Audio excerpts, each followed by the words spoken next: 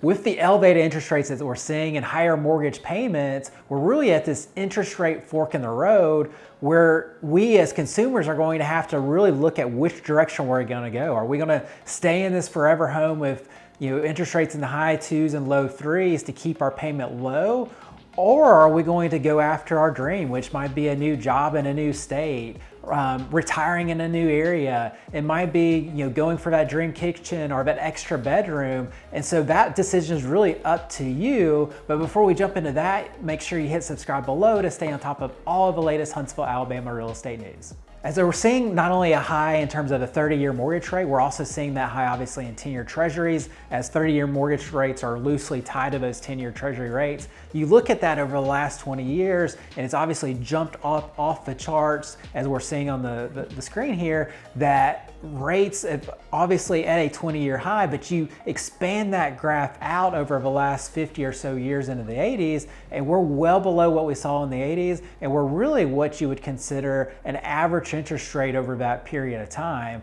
The challenge is you and I, we've become accustomed to these lower interest rates. And so we have this mortgage rate lockdown effect where homeowners have interest rates in the high 2s and low 3s and simply not motivated enough, or maybe not even able to afford stepping up to a more expensive home because of the cost of borrowing additional money, are really borrowing at a higher interest rate, and oftentimes is going to double that payment. And so we're in this mortgage rate lockdown effect, which is creating lower inventory options, less inventory to choose from, which is creating the situation where prices have really stayed stable even in this high interest rate environment because we just simply don't have enough homes to choose from. One thing to be keeping a close eye on is what the 10-year treasury yield is doing. And we know the interest rates have been rising because of what the Fed has been doing. That's been raising interest payments on credit cards, home loans.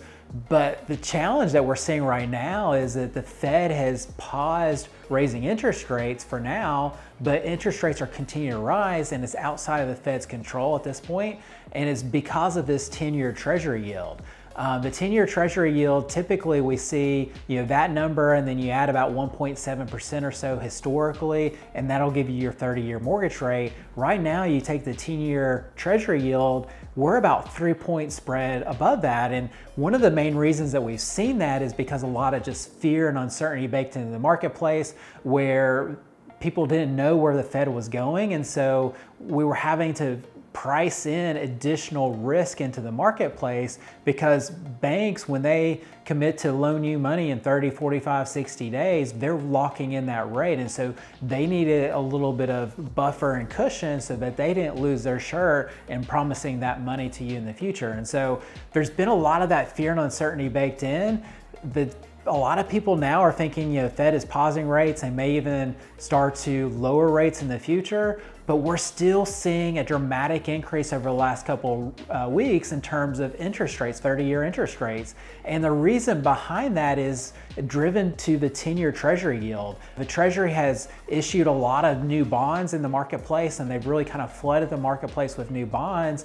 And there hasn't been the appetite for this investment like there has been in the past. And so with that, the interest rate has had to raise so that investors are comfortable buying these notes. And so kind of giving you a little bit of historical background on this, the US has been considered the safest investment in the world in terms of our debt. And so that's kind of been considered like the gold standard, if you will. And every other investment is tied back to that. It's like, okay, so you can get this off of 10-year treasury, this stock or this bond is that much more risky. And so that plays off of that interest rate.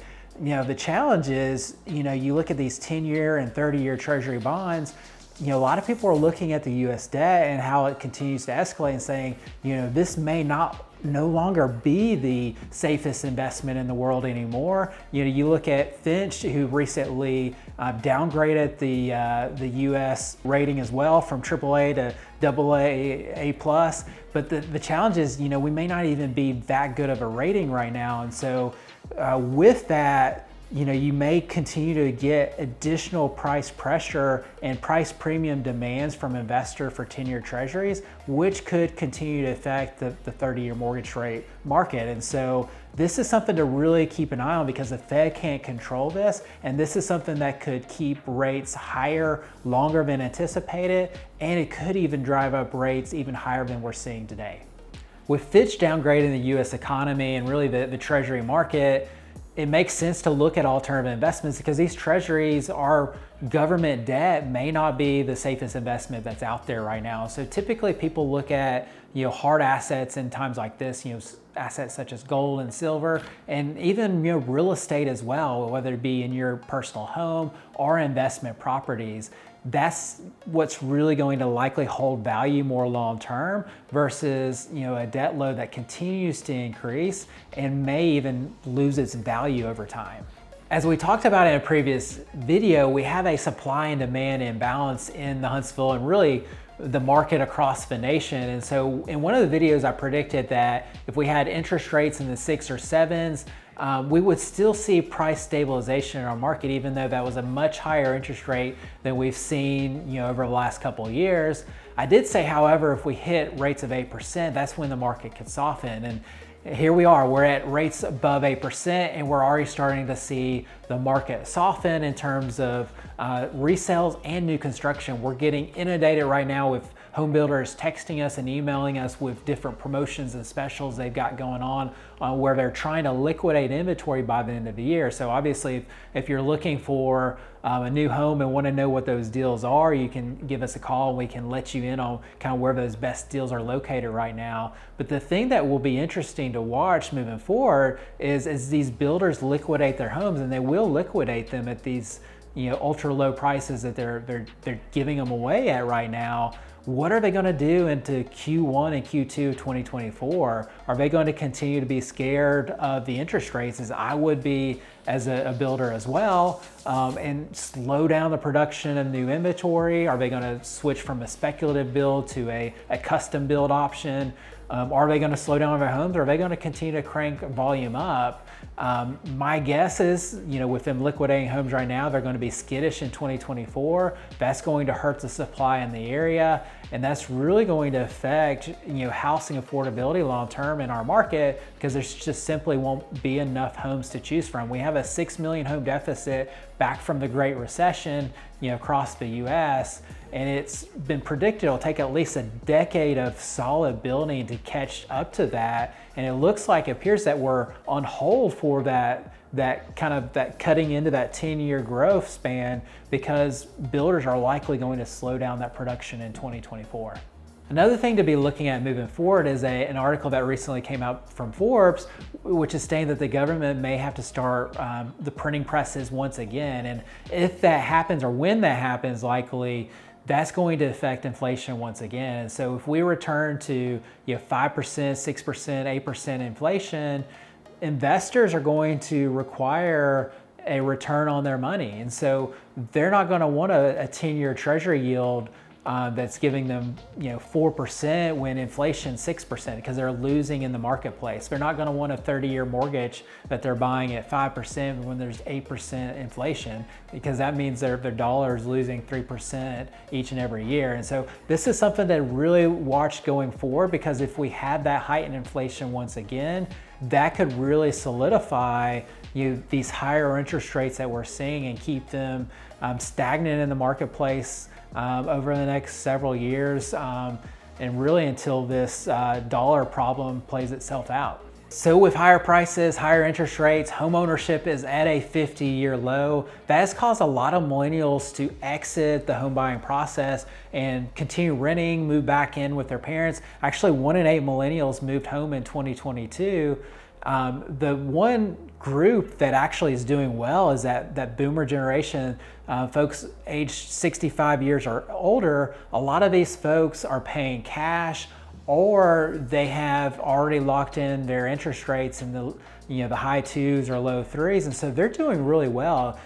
Typically their spending accounts for about 14% of the market. If you look at back in 2005, they're now 22% of the market if you look at 2022 in terms of overall consumer spending. And so this is the generation that's really helping keep the economy afloat.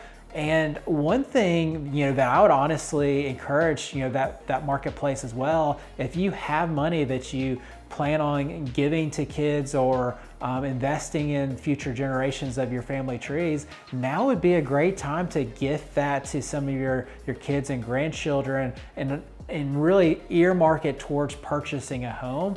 Because without that, that's going to keep a lot of these millennials locked into renting for the rest of their lives, and what a lot of people are calling renter nation. And as we know, as a lot of that generation knows, that's how you build your wealth. Homeowners have 40 times the net worth of renters.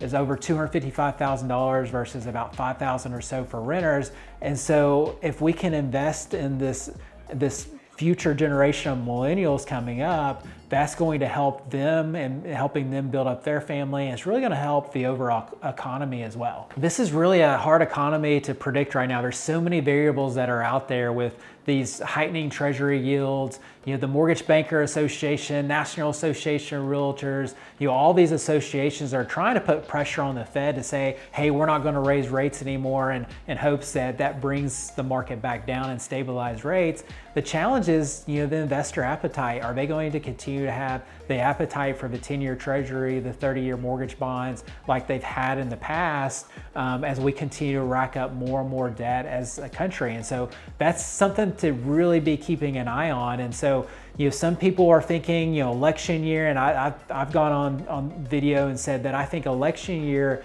you're going to see all the ammunition, aimed at trying to lower interest rates. The challenge that we're going to, again, have to keep an eye on is what the investor demand is. And if investor demand is not enough, regardless of what the Fed does, that can continue to put pressure on mortgage rates and really all debt in this country. And so I don't think we'll see rates again below 6%, honestly, probably in my lifetime. However, I do think there is also a possibility that we stay not only in this 8% range, but I do think there's a high risk of seeing interest rates even go above 8% as well. So really at this point, I think we're at that fork in the road. You really just have to decide, are you in your forever home where you want to stay in that high 2, low 3 rates if you are in a home? Or are you going to go for, potentially your dream, getting another bedroom, moving to a new area? That's really only a decision that you can make. If you are going for it, or if you don't own a home right now, I think the advantage of a play is you take advantage of all the deals, all the offers that the builders have right now, and also resales as well, as they get aggressive in terms of potentially lowering some of their prices.